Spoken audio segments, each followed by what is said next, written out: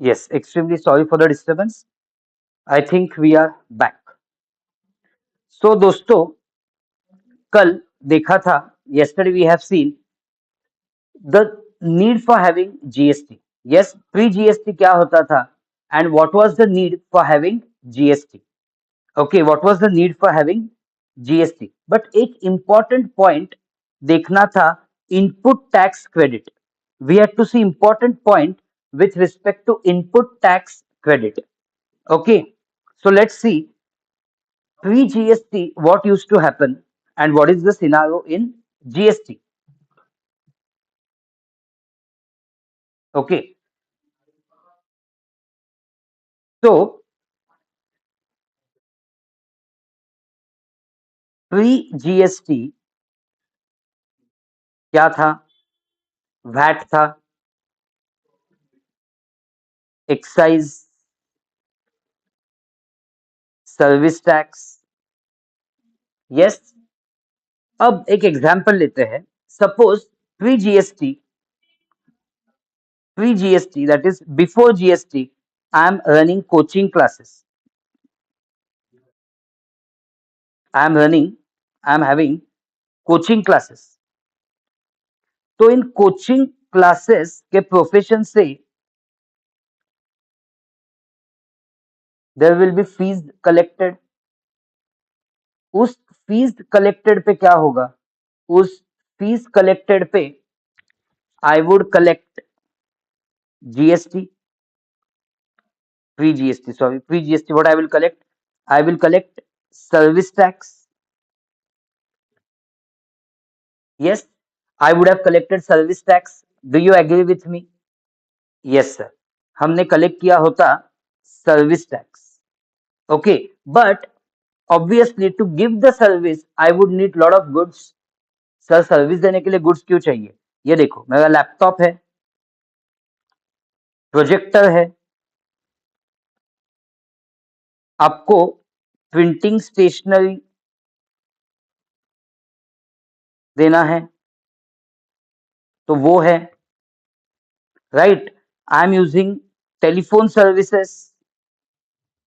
तो ये सब गुड्स एंड सर्विसेज यूज करके मैंने क्या किया? मैंने मेरा आउटवर्ड सप्लाई दिया। I gave my outward supply, using all this inputs. Did you get it? Using all these inputs, I gave my outward supply. Agreed. अब पॉइंट क्या है? लैपटॉप पे मैंने कौन सा टैक्स पे किया? While purchasing laptop, which tax I would have paid? So sir, I would have paid VAT. Isn't it?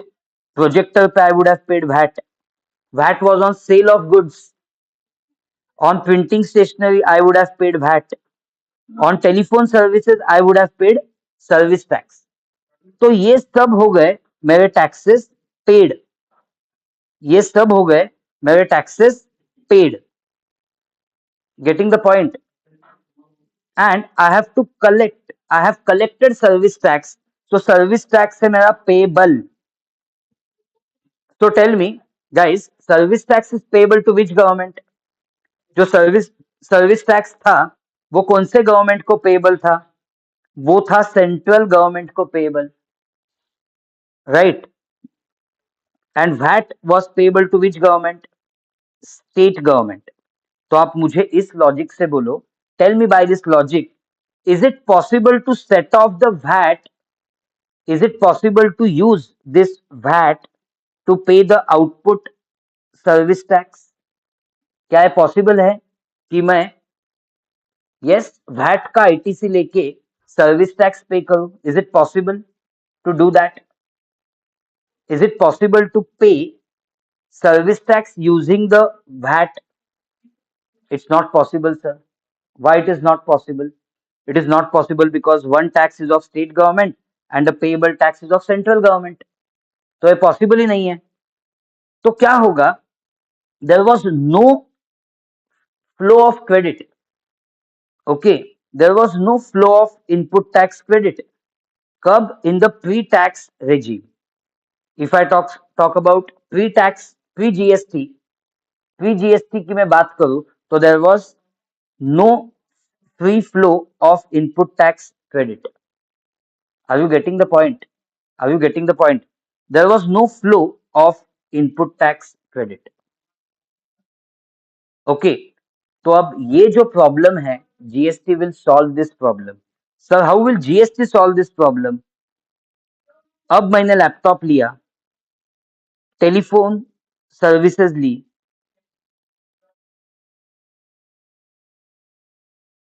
Okay, या फिर मैंने प्रिंटिंग स्टेशनरी अवेल किया,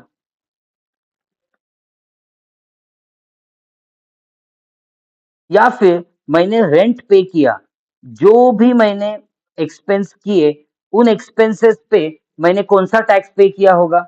on all these expenses, which tax I would have paid? On all these expenses I would have paid CGST and SGST. Do you agree? On all these expenses, I would have paid CGST and SGST if I was taking them intrastate. Yes, ये सब use करके मैंने क्या किया है? ये सब use करके मैंने क्या किया है? मैंने दिया है आउटवर्ड सप्लाई. इस आउटवर्ड सप्लाई पे मैंने क्या चार्ज किया है? What have I charged slash collected on this outward supply? Again, I have collected CGST and SGST. Now, is the set off possible? Now, is it possible to set off? Yes, ITC of CGST against output tax of CGST and ITC of SGST against output tax of SGST. Is it possible?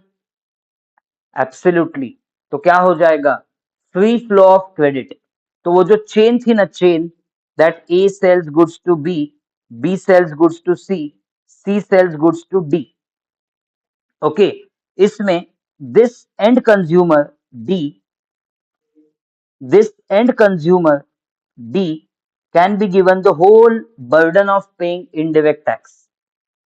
Okay, तो ये chain possible कैसे होगी? How is this possible that A passes on the burden to B passes on the burden to C and C passes on the burden to D?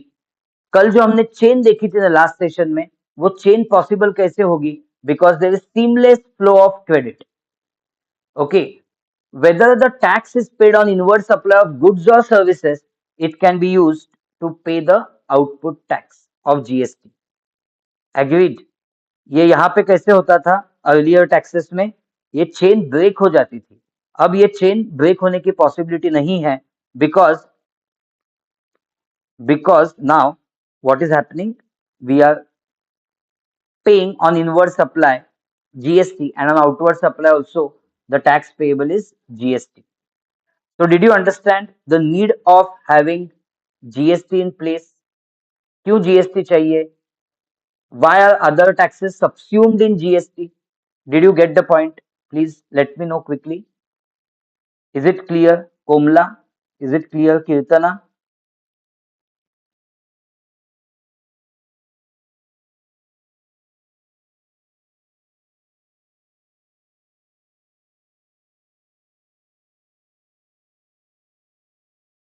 Yes or no? Yes. So ये एक बड़ा problem था that there was no free flow of credit in the earlier tax laws. Now this problem has been solved by GST. Okay, अब देखो जो entire GST है ना, what is the body of GST law in India? Okay, तो कभी भी हम कौन सा भी लॉ पढ़ने से पहले हमेशा बॉडी देखते हैं उस लॉ की. मतलब what is the source of GST law in India? Okay, source of GST law in India. तो shall we see the source of GST law in India? Yes, one CGST act. पहला कौन सा है? CGST act 2017. Then various states SGST act, various states SGST Act. Okay, for example Maharashtra में होगी Maharashtra state SGST act, Gujarat में होगी Gujarat state SGST act. Okay, accordingly. तो we have seen GST is dash tax, याद है कि आपको GST is destination based, consumption based indirect tax. तो क्या मैटर करता है, what matters, where the destination of consumption is, isn't it? Dual model follow करता है ना GST. 50% GST goes to central government, 50% GST goes to that state where consumption has taken place. That's why, guys, we want different states GST Act. Okay, and at central level we want CGST Act. And जब interstate supply होता है then we want IGST. Sir ऐसा क्यों? ये exactly क्या है interstate supply का logic? देखो, see one thing, ये लॉजिक ना एकदम अच्छे से समझ लो। अपने इंटरमीडिएट लेवल पे भी I know GST you have done, but why we are digging into the basics, ताकि आपके फंडामेंटल्स एकदम स्ट्रांग हो जाए। That's why we are digging into the basics. तो एज्यूम करो, assume that there is a hotel in West Bengal serving food, serving food. So what that hotel will charge? Okay, तो हमने क्या डिस्कस किया था? It is serving food, it is a hotel in West Bengal, तो उसका place of supply क्या discuss किया था हमने? Of course West Bengal. And location of supplier क्या डिस्कस किया?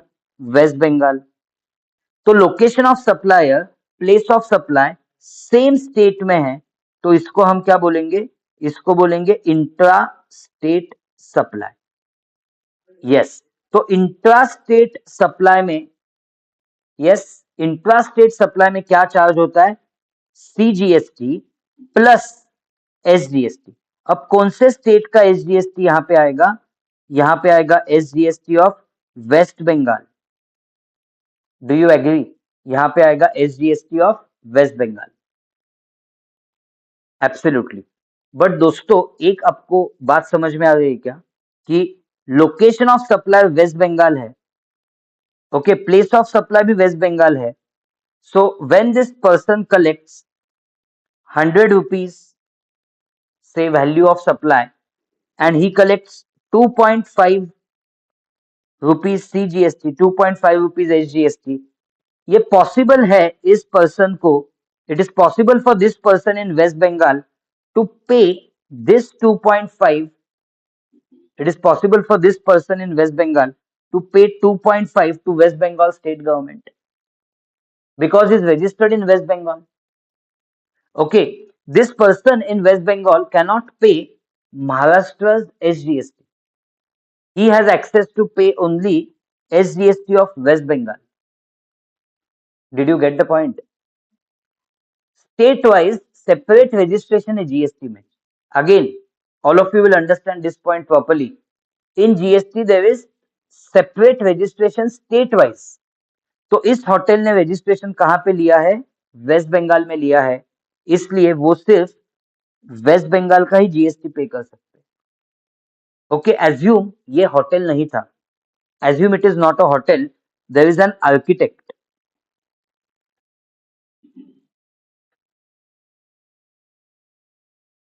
There is an architect from Maharashtra, there is an architect from Maharashtra who designs property, who designs property in Karnataka, who designs property in Karnataka. There is an architect from Maharashtra, मतलब वो GST में registered कहाँ पे है? Maharashtra, and who designs property in Karnataka. Property in Karnataka मतलब place of supply is in Karnataka. Do you agree? Place of supply is in Karnataka. तो guys यहाँ पे आप मुझे बोलना कि which state government should get 50% of the SGST। देखो 50% CGST फिक्स्ड है, तो which state should get 50% of the revenue? Yes, place of supply Karnataka है, मतलब प्लेस ऑफ कंजम्पशन कर्नाटका है, so Karnataka government should get 50% revenue. Do you agree with me? 50% revenue मिलना चाहिए Karnataka government को। Do you agree with me? But architect कहाँ का है? महाराष्ट्र का है। Is it possible for architect from Maharashtra to collect Karnataka's SGST?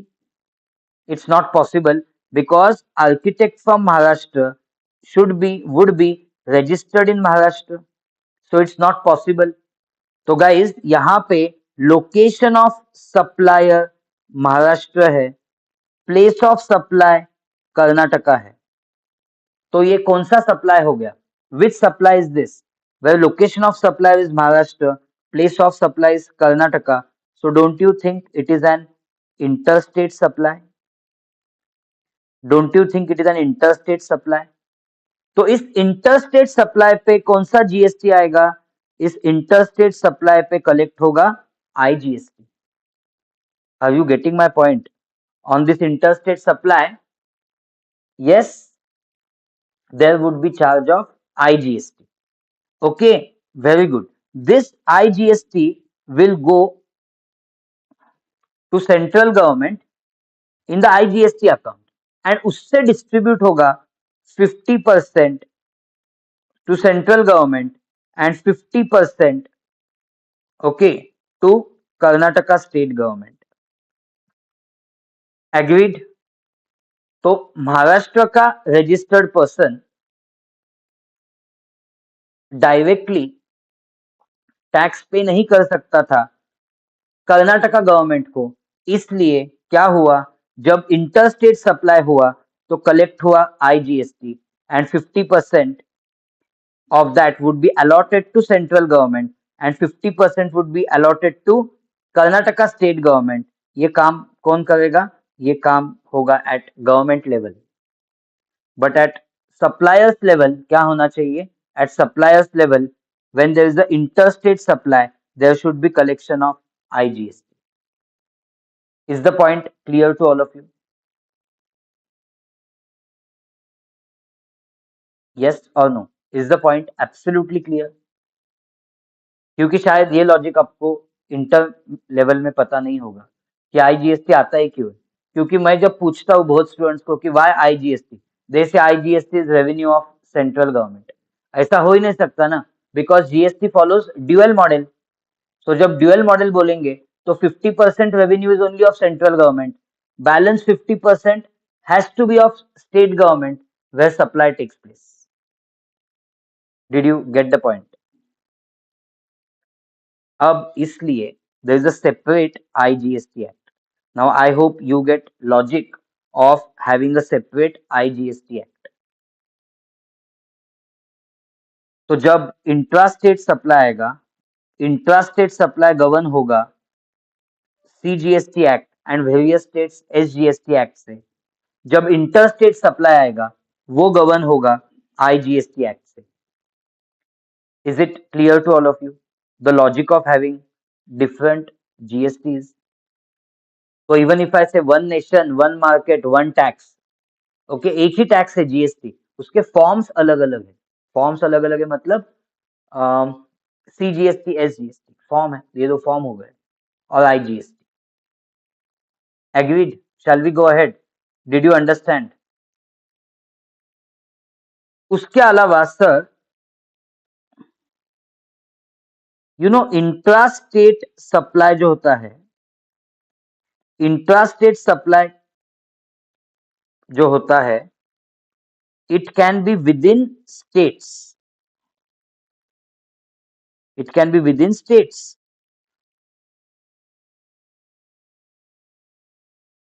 Is it clear till this point? Yes, is it clear till this point? Yes or no? But यहां पे दो union territories exception है. Two union territories are exception to this. Okay, Delhi and Puducherry. Okay, ये दो union territories exception है. तो इन दो यूनियन टेरिटरीज में सपोज इंट्रास्टेट सप्लाई होता है, so there will be charge of CGST plus SGST itself. Okay, क्योंकि वहां पे उनका अलग स्टेट लेजिस्लेचर है. So I am going to put it in this category. यहां पे लिखूंगा मैं, but in UTs of Delhi, but in UTs of Delhi and Puducherry,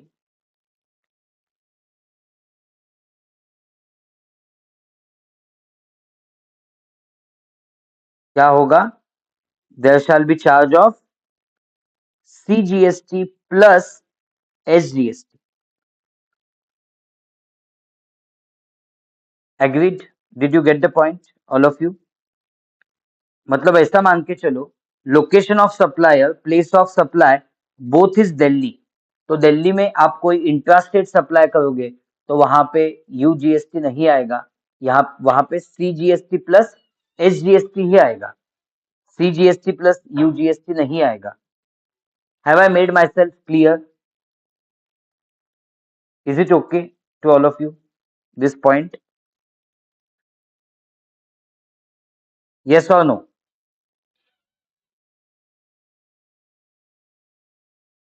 Okay, then as we go ahead, तो आपको समझ में आ गया, इसलिए you have got UTGST act as well.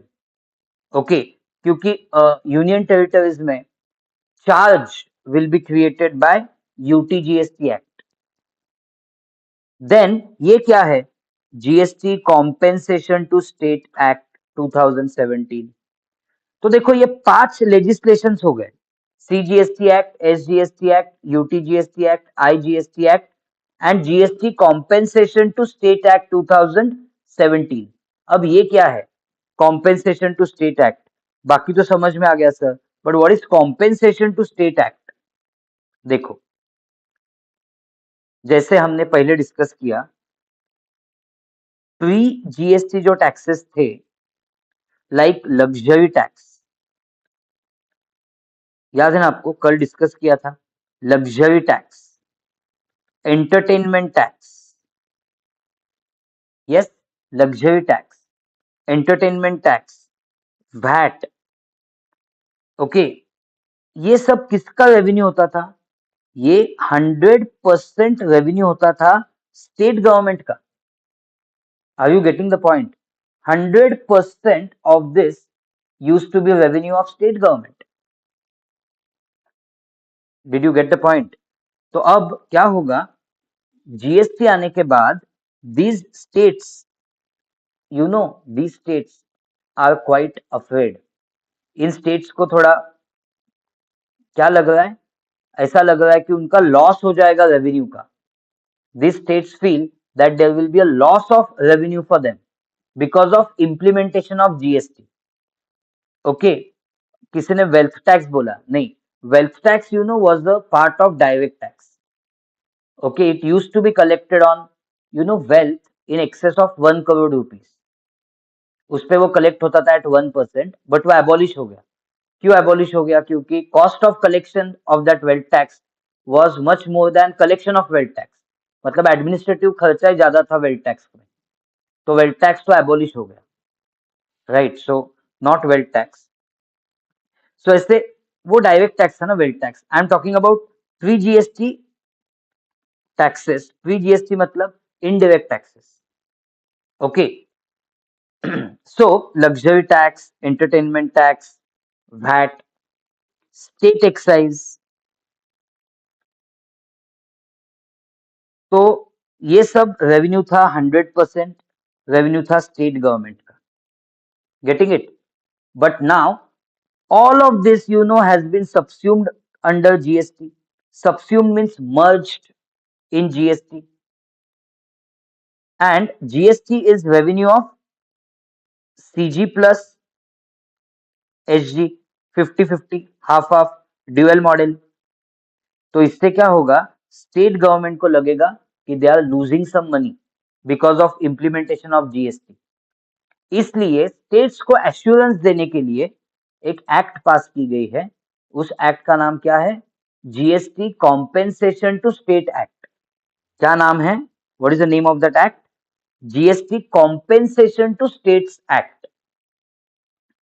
GST compensation to states act. Okay, इस एक्ट में क्या होता है, what happens, what is the objective of this act. Objective of this act is, ये एक्ट लगाएगा सेस। ये एक्ट क्या लगाएगा, ये एक्ट लगाएगा सेस, कॉम्पेंसेशन सेस लगाएगा on some, you know, we can say luxury goods, कुछ लग्जरी गुड्स पे। ओके, वो क्या लगाएंगे, cess.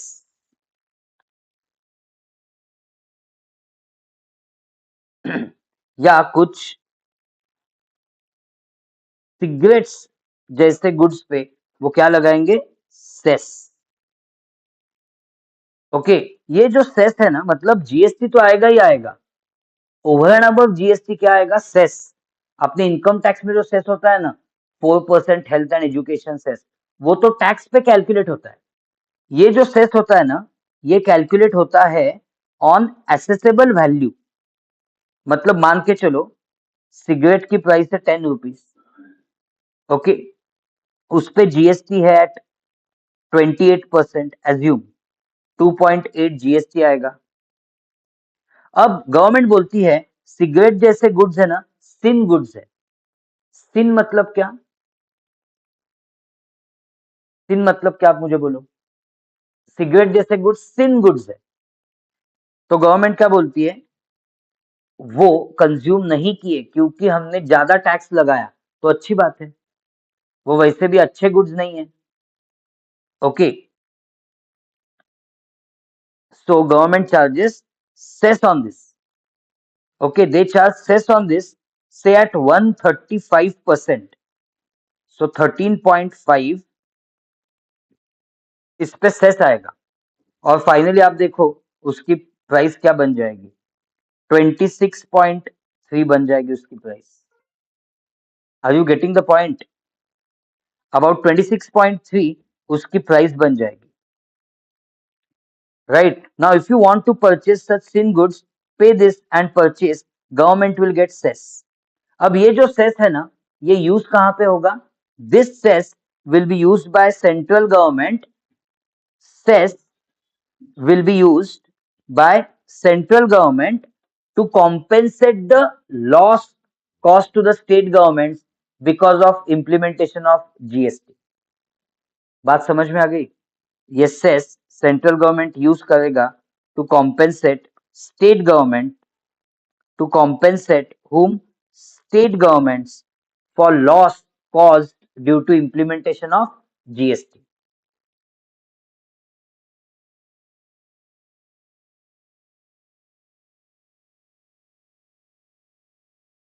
Is it clear till this point?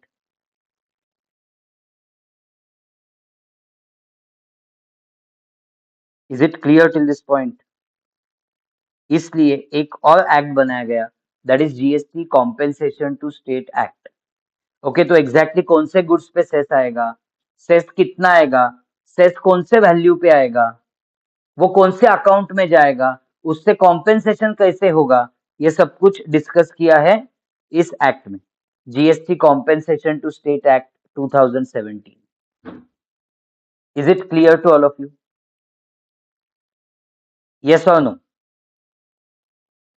guys, yes or no, Komla, is it clear to you, Kirtana, and who else is watching, let me know।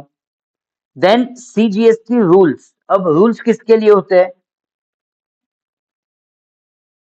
हमेशा act solution नहीं दे सकता सब चीजों के लिए। Okay, so there will be many many types of procedures.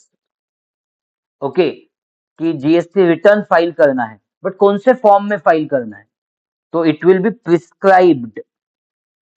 Okay, invoice बनाना है, but invoice में क्या क्या डिटेल्स होने चाहिए, it will be prescribed.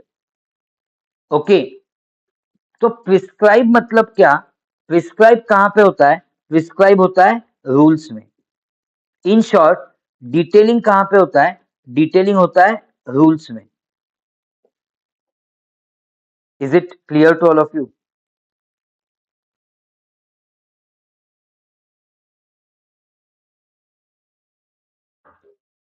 Yes or no? Detailing कहां पे होता है, रूल्स में होता है। Then guys, there will be notifications issued by central government. Central government will issue notifications for various issues. जैसे कि एग्जम्पशन कौन से सर्विसेज पे होगा, तो एग्जम्पशंस के लिए है नोटिफिकेशन। सो एक्ट में बोलेंगे एज नोटिफाइड। सो जब एक्ट में एज नोटिफाइड बोलेंगे, तो you will have to refer to the notifications.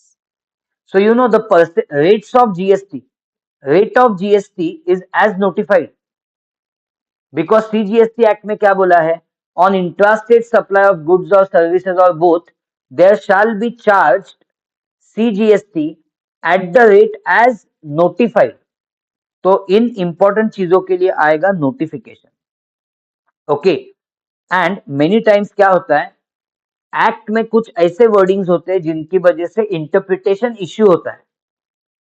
Okay, या फिर एक ही सेंटेंस पढ़ के उसके दो मीनिंग निकल के आते हैं, तो उस केस में दोस्तों you know CBIC, that is central board of indirect taxes, issue कर सकती है circular. So that is the role of the circular. Circular gives clarifications. Circular gives clarifications. Did you understand importance of the circulars? And lastly, कभी कभी litigation में cases honourable supreme court तक जाते हैं, तो गाइज उसको बोलते हैं decided cases bye honourable supreme court. मतलब जो जजमेंट्स आते हैं सुप्रीम कोर्ट के, वो बन जाते हैं law of land. So guys, इस वे से there are 9 things which constitute the source of GST law. उसमें 5 लेजिस्लेशन है।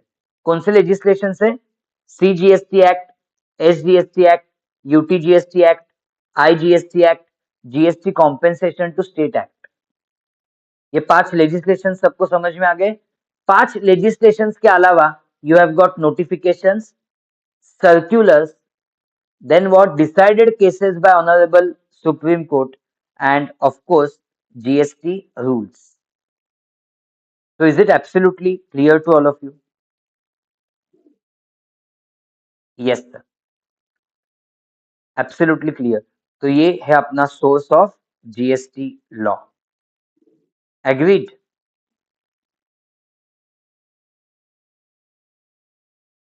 Absolutely sir. Yes. Shall we go ahead now? Did you understand all the things till this point?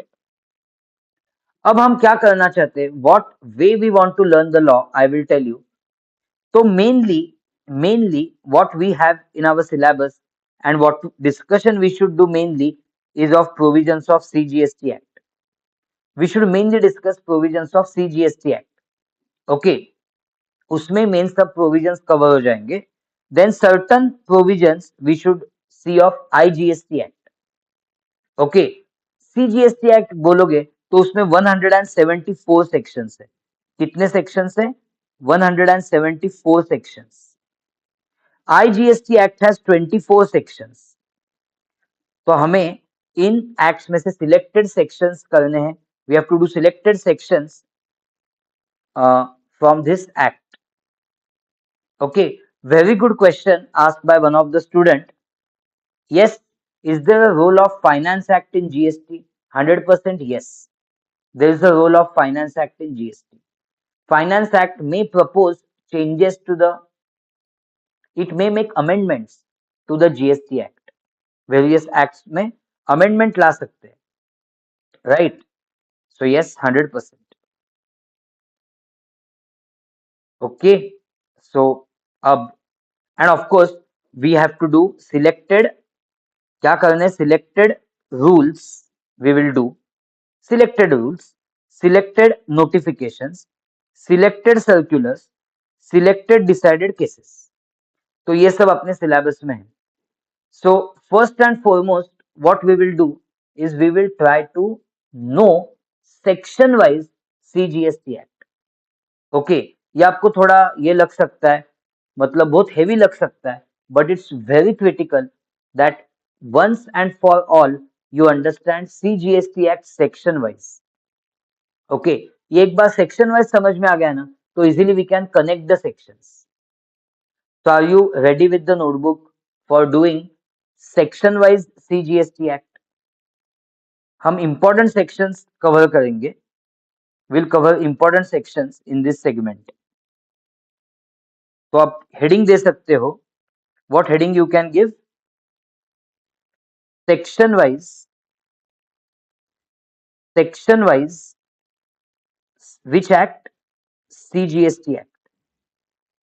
Then I will, इसके बाद I will also tell you important sections from IGST Act that we have to cover.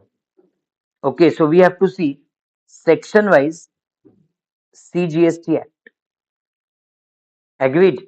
And we are just checking all important sections. तो इससे क्या होगा, it will become easy for me to introduce the syllabus to you. Okay, and what you can expect ahead, ये आपको बोलने में आसानी होगी. Yes. Section 7. Section 7 के साथ शुरुआत करेंगे, which is scope of supply. Again guys, what is section 7? Scope of supply. Sir, scope of supply का क्या importance है? जीएसटी में टैक्सेबल इवेंट क्या है? What is the taxable event in GST? Taxable event in GST is supply. Again, what is the taxable event in GST? Supply. तो ये तो समझना पड़ेगा what is supply. तो what is supply, what is not supply is discussed in section 7 of CGST Act. So scope of supply में क्या discuss किया जाता है कि what is supply, what is supply, what is not supply, what is not supply, ये discuss किया जाएगा section 7 में. And if I was to tell you specifically what is supply, discuss किया जाएगा सेक्शन 7 सबसेक्शन 1 में. What is not supply discuss किया जाएगा section 7 subsection 2 में. तो it is guys my guarantee कि by the end of GST sessions you will know whole GST, आपको whole entire GST आएगा सेक्शन वाइज. ये मेरी पर्सनल गारंटी आपसे. Okay, you can ask the last batch students कि yes हमें you know full GST section wise पता है. Okay, so section 7 है ना, it's a very unique section. Section 7 को यूनिक क्यों बोल रहा हूं? क्योंकि सेक्शन 7 के साथ साथ तीनों शेड्यूल्स कवर हो जाते हैं. ओके, शेड्यूल 1, शेड्यूल मतलब क्या होता है? लिस्ट होती है, LIST लिस्ट. तो सीजीएसटी एक्ट में 3 शेड्यूल्स है. कितने शेड्यूल्स है? 3. तीनों के तीनों शेड्यूल्स पढ़ने हैं along with section 7. Again guys, all 3 schedules we have to learn along with section 7. Schedule 1 is activities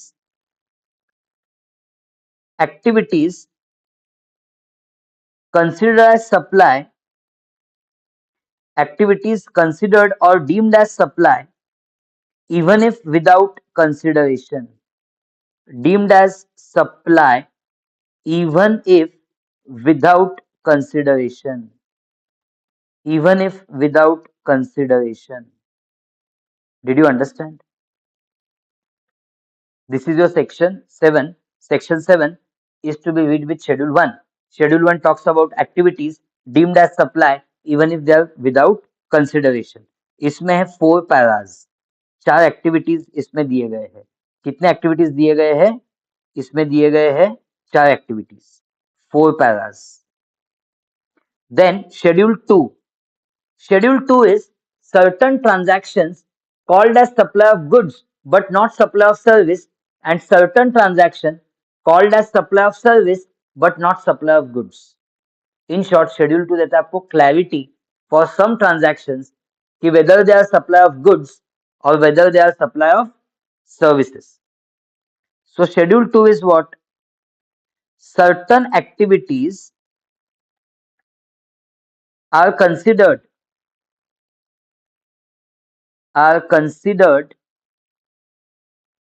as supply of goods.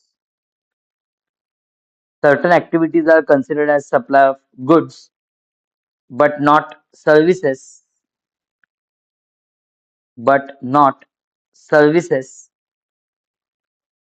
and vice versa.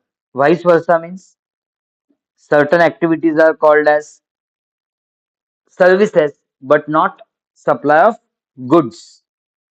And schedule 3 आपका है negative list. क्या है schedule 3? All of you write in chat window. What is schedule 3? Negative list. Negative list मतलब certain activities are neither supply of goods nor supply of services.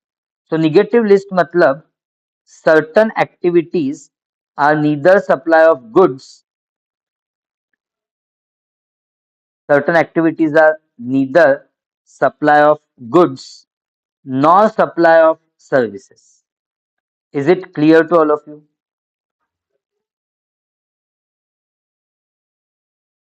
Yes or no? Very good. Schedule 3 is negative list. तो negative list में जो transactions आएंगे they will be non taxable. Are you getting it? Negative list में जो transactions आएंगे they will be non taxable because it is neither supply of goods nor supply of service. तो देखो section 7 इतना deep है. Section 7 के बाद दोस्तों section 8. Section 8 है taxability of composite supply and mixed supply. Taxability of composite supply and, my dear friends, mixed supply. Agreed? Do you agree with me? अब ये जो मिक्स सप्लाई है ना, मिक्स सप्लाई, इसको डिफाइन किया गया है सेक्शन 2 क्लॉज 74 में. कॉम्पोजिट सप्लाई जो है ना, इसको डिफाइन किया गया है सेक्शन 2 क्लॉज 30 में. ओके, तो पहले हमें देखना होगा कि ये कॉम्पोजिट सप्लाई क्या होता है, मिक्स सप्लाई क्या होता है, फिर देखना होगा उसकी टैक्सेबिलिटी कैसे करनी है. Right. Then section 9 levy and collection of GST. क्या है section 9? Section 9 my dear friends is most important. It is your charging section. इस सेक्शन के तहत सीजीएसटी चार्ज होता है. So it is levy and collection. What it is? Levy and collection of GST. Section 9. It is charging section. Very good. Section 10 composition levy. क्या है section 10? Composition levy मतलब alternative levy, मतलब alternative mechanism for small taxpayers. ये है section 10 composition levy. Section 11 exemptions under GST. क्या है section 11? Exemptions under GST. मतलब ऐसे transactions which are kept out of GST.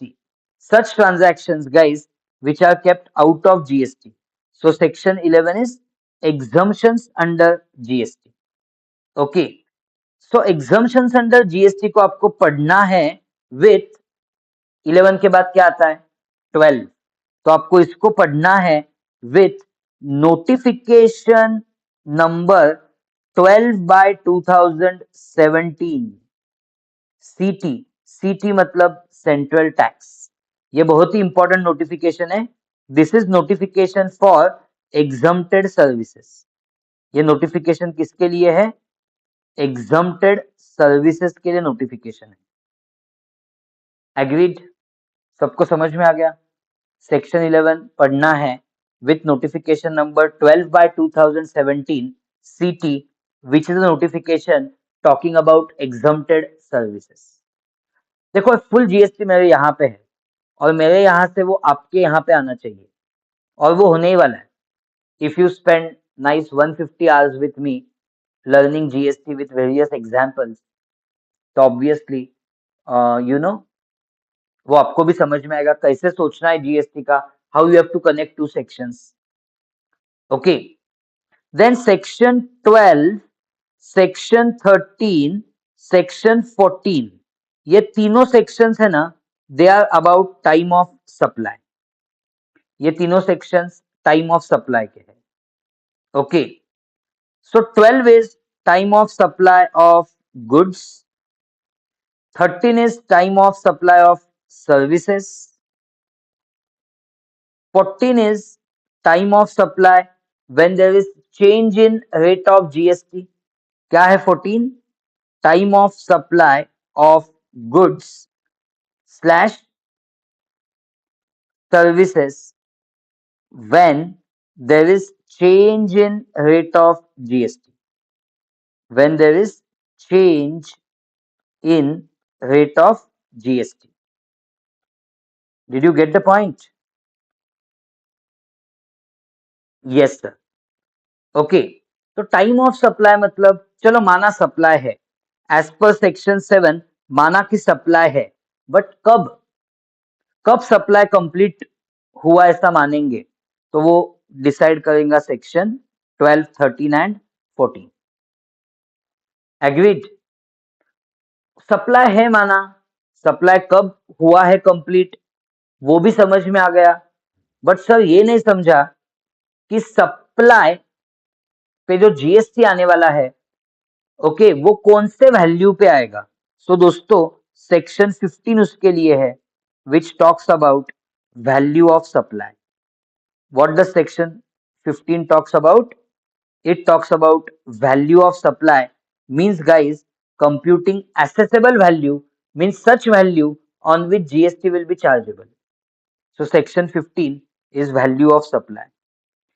Okay. एक आपको बोलता हूं सेक्शन 15 जो है ना वो पढ़ना है along with rules, CGST rules. Which rules? Rule number 27. Again with me, tell me rule number 27 to rule number 35 of CGST rules. It's my promise कि आपको ये रूल्स एकदम स्ट्रेट फॉरवर्ड आ जाएंगे. Right? So this you have to learn with rules. Then section 16, 17, 18, 19, 20, ये सब जो sections है ना वो किसके हैं? वो इनपुट टैक्स क्रेडिट के हैं. All the sections from 16 to 20 are of input tax credit. और पहले आपको इनपुट टैक्स क्रेडिट की कॉन्सेप्ट समझ में आ गई है, basic concept. It is nothing but tax which is paid और पेएबल ऑन योर परचेस. तो सेक्शन 16 बोलता है input tax credit eligibility and conditions. Eligibility and conditions. Eligibility and conditions मतलब who is eligible to take ITC.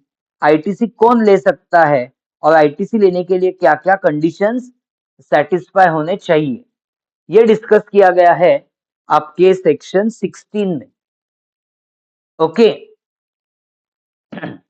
Komla is saying forgot section numbers. कहां से? Intermediate से अभी. No problem.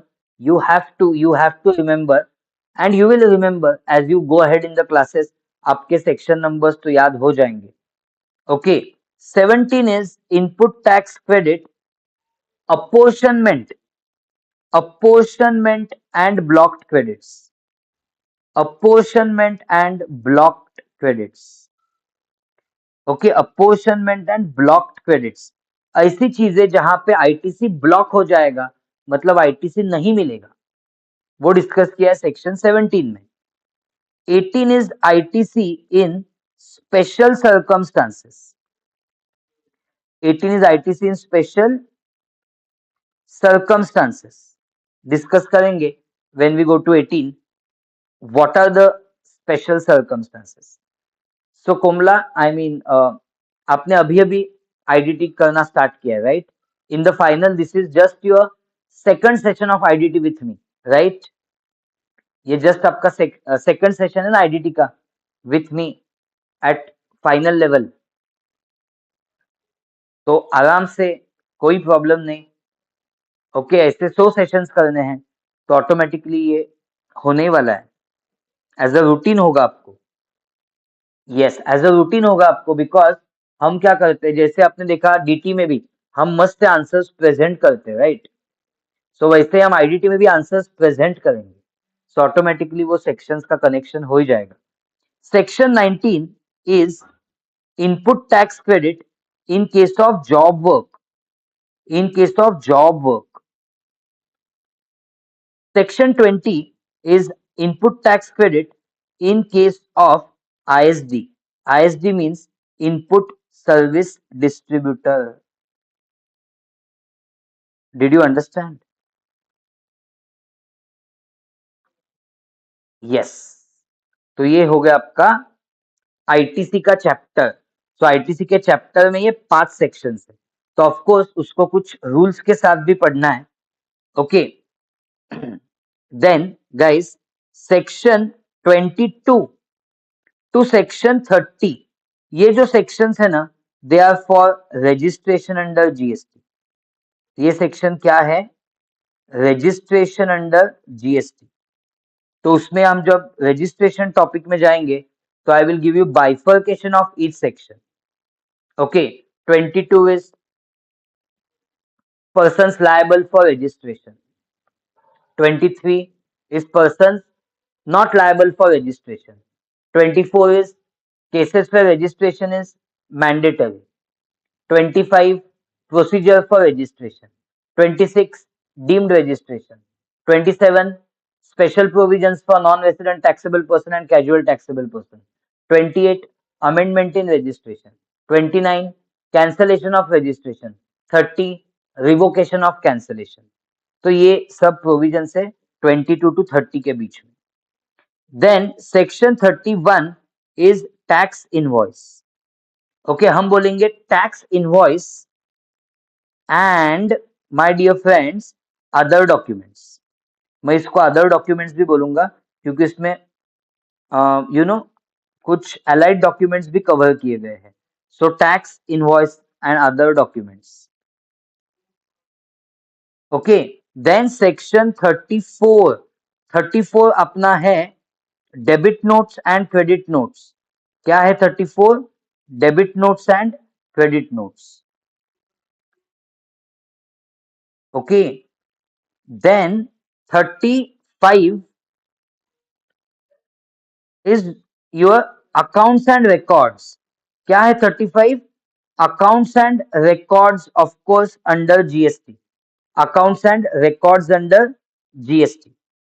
and then guys, 37 to 48 is filing of GST return।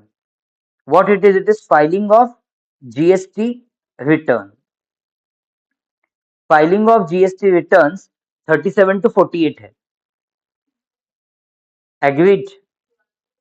Then my dear friends, 49 is payment of GST, 49 is payment of GST, payment of GST। agreed?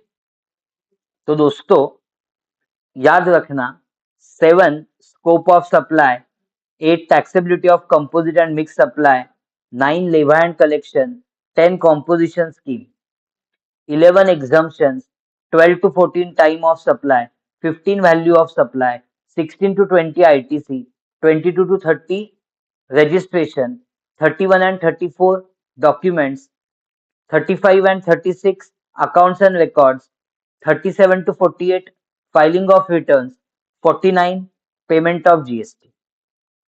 Clear? 50 is interest for delay in payment of GST। what is 50? Interest for delay in payment of GST, interest for delay in payment of GST। 51 52 is TDS and TCS.